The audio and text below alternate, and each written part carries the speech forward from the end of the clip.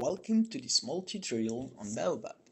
The first window that pops up when you launch the application offers you the choice to create a new template or to upload an existing one. I'll create a new one to show you how it works. So first I select the image that I'm going to use to create a template. A message appears to remind you that the first field that is going to be created will contain the name of the output file.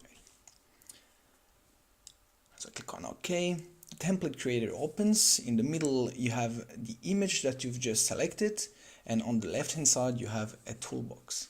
I want my output files to be called like the patient name, so I start to create the name field. A simple click and drag action defines the field coordinates, and you see now that there are 4 types of field: text, number, select one, and select many. The name is a text, so I enter the tag of the field. Click on next, and you see in the middle that your field has just been created. I keep going and create a field for the gender. There is only one possible answer that can be checked, so I choose select one. I enter the number of possibilities and the possible answers.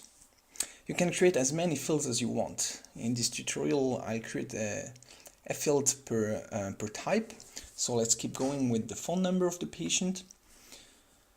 Click on next, and finally the regimen for the month of January. It's a select many type. The tag is regimen of January, and there are 10 possible answers. I'll skip this step. So I click on next, and now you see in the middle that you have all the 4 fields, and on the right hand side a small summary that allows you to check if everything went okay. Save the template, I call it template.xml.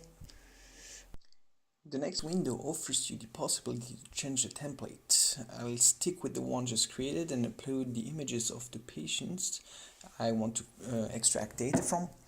I click on process, and now we have to wait that the images are registered and transformed in order to be more easily read. The last step is the recognition. So you see here that the first created field was the name. In this case the same card has been uploaded 10 times, but let's suppose they are different. I entered the name that I read, John Doe, and invent 9 odd names. When all blanks are filled, click on the next button and the gender appears, and it was a select one field, so you see that you can only select one of the possibilities. For the numbers, it's exactly like the regular text.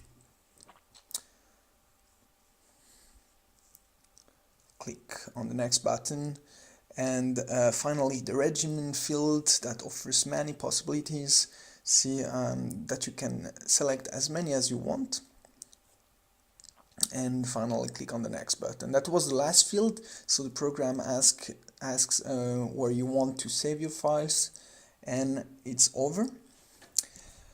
Now if I open the directory where I just saved my files, you see that the application created 10 XML files, one for each patient. So now if I open John Doe's file, let's see what we can read. Maybe let's make it bigger to see it better.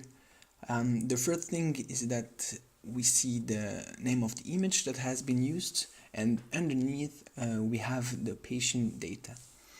Notice also that for each image the application creates a registered version of it. So if I open it, we see that the contrast is enhanced and that it was registered.